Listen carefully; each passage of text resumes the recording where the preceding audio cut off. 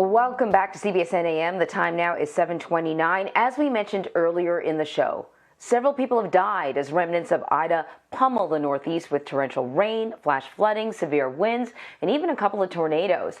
Both New York and New Jersey issued states of emergency after rising waters submerged roads and subway stations across the region. So for more on this, we want to bring in Jeff Berardelli to find out what is going on with this weather. What is the latest on the storm in the Northeast, Jeff? And what can we actually expect more severe weather later on today? So the answer is no. I mean, we have a little bit of rain left over around the New England area, but most of this is moving out. It is almost over, and much nicer, drier, refreshing, cooler air is moving in just in time for the holiday weekend. But let me show you what's been the case for the past 24 hours. This was the massive area of rain that moved through. Notice it's just kind of left on Cape Cod where they still have some flash flood warnings. But this obviously produced rainfall rates that we have never seen before in some cases. New York City broke their hourly rainfall record with over 3 inches in an hour. We've been keeping records in New York City for about 150 years. That is what's left of the system as it jettisons out into the Atlantic Ocean. But here's the interesting thing, Anne-Marie. Notice it produced 2 bullseyes of very heavy rain right here around the New York City metro area in Pennsylvania, and then another bullseye towards the Gulf Coast. Now, this one obviously makes a lot of sense, right? This was a Cat 4 hurricane, made its way onshore, slowed down, produced 17 inches of rain with all that tropical moisture. But why could we see the exact same thing kind of happen here in the New Jersey, Pennsylvania, New York City area out towards Connecticut, where we see as much as a foot to 13, 14 inches of rain in places like Staten Island and central New Jersey? And the reason is a tropical connection of moisture. It's 2 things, really. But first, let me talk about the tropical connection. So notice that was Ida yesterday, what was left of Ida, a remnant low, not a hurricane, not a tropical storm, just a remnant low without very strong winds. But look at that connection, this moisture tail, this tropical connection of moisture coming from the Gulf, moving over the Atlantic and then dumping everything into the tri-state area. That's number 1. Now, number 2, what we had was the remnants of Ida merging with a jet stream. We talked about this yesterday.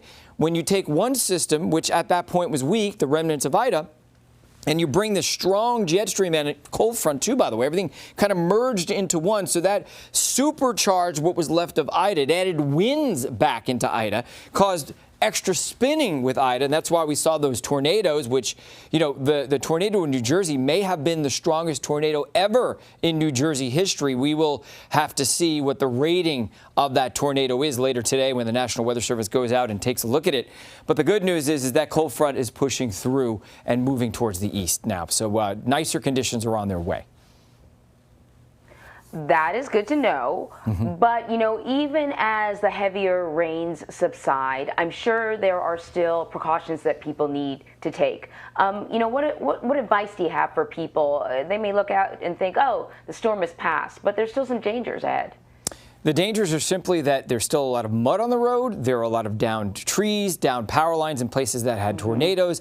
There's a lot of debris and contaminated water in certain places. So you just have to kind of avoid what you see as, you know, any kind of damage, any kind of destruction, or any kind of standing water that's been there. Yeah, it's going to take a while to completely clean up from this process. You know, New York Mayor de Blasio, as well as the brand new governor, Kathy Hochul, said that they had never seen this amount of rain in such a short period of time in New York. How uncommon is this? Well, yesterday we talked, and I said it was probably a once-in-a-century event that was coming.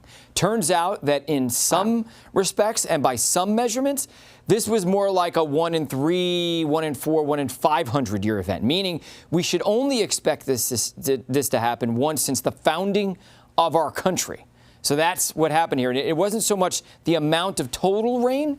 It was more so the rain that fell in such a short period of time over the course of 2 to 3 hours. The ground cannot handle that. In Florida, the ground can handle that because it's sand. And so after 2 or 3 inches an hour, it can seep in. Any more than that, it floods Florida. This would have even flooded Florida, to give you an idea.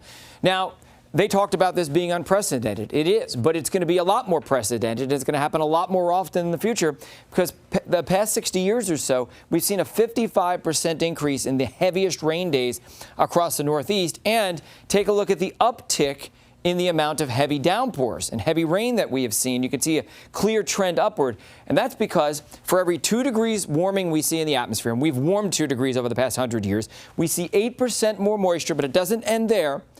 In big storms, they're able to take all that extra moisture that's way out there and pull it towards the center, and so that's magnified even more. In Harvey's rainfall was about 20 to 30% or so more than it would have otherwise been without climate change, and I think we're going to find the exact same thing with this system that hit New York City. So climate change is supercharging storms, there's more energy in the system, and we should continue to expect exactly this as long as we continue to warm the atmosphere, Anne-Marie. Oh boy. All right, Jeff. We have been told. Thank you so much. Okay.